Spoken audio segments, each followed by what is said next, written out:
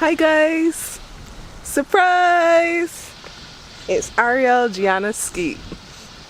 One of the best miracles that has happened to me for 2020, and I have so much to share on this new journey and how I've been able to manage both working and motherhood all collectively at the same time. But isn't she amazing? Yes.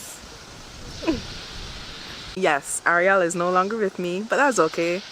She's inside so that I can finish off and let you guys hear a few tips about how I've been balancing motherhood and professionalism during this downtime of maternity leave.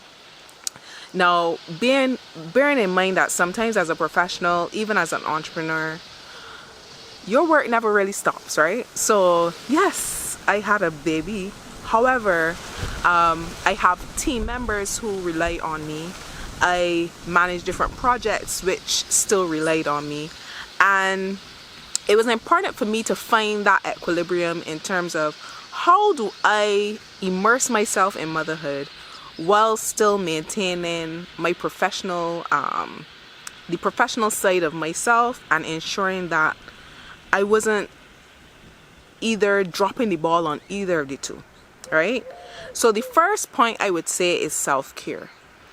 And for me, self-care included a number of things, but three main things that it included was taking some time for me and ensuring that I wasn't forgetting me, the individual, Alianne, not the mother, not the professional, none of that, but just raw Alianne, me, taking time to make sure that mentally I was still there, taking time to make sure that I still felt like myself, taking little moments throughout the day to just breathe, right?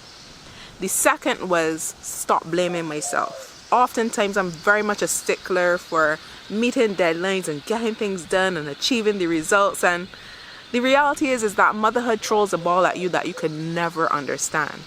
So I had to create a frame of mind of not blaming myself for maybe not achieving what I could have in the time frame that I desired.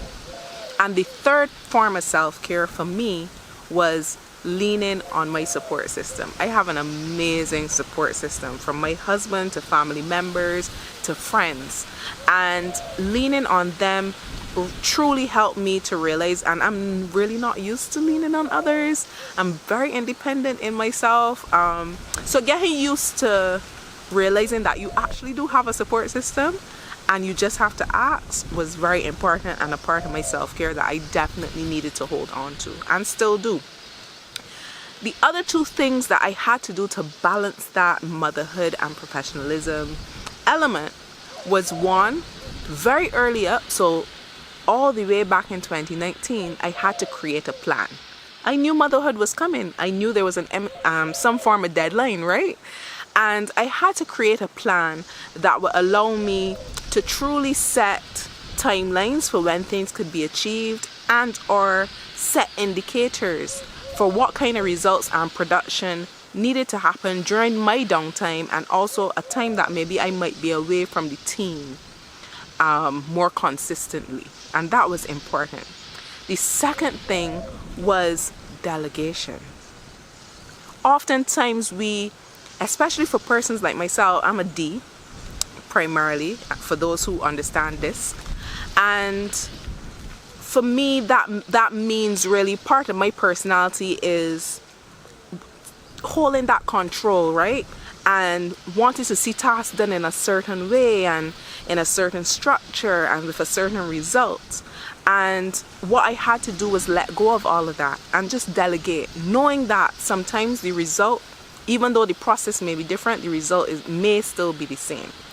And with those three things, self-care, creating a plan, and delegation, it allowed me to truly lean on both my team at home and my team at work, and help me to create an environment where the culture was now about spreading the load, but also creating accountability amongst all and honing in on new skills that everybody could learn, including myself.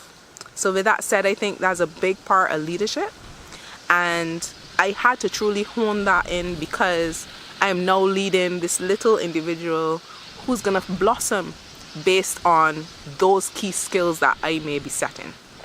So with that said, I look forward to sharing a little more about this journey that I've been on and how I've been able to create that balance that maybe someone out there, whether yourself or any other, could learn from. So until next time, I'll speak to you soon.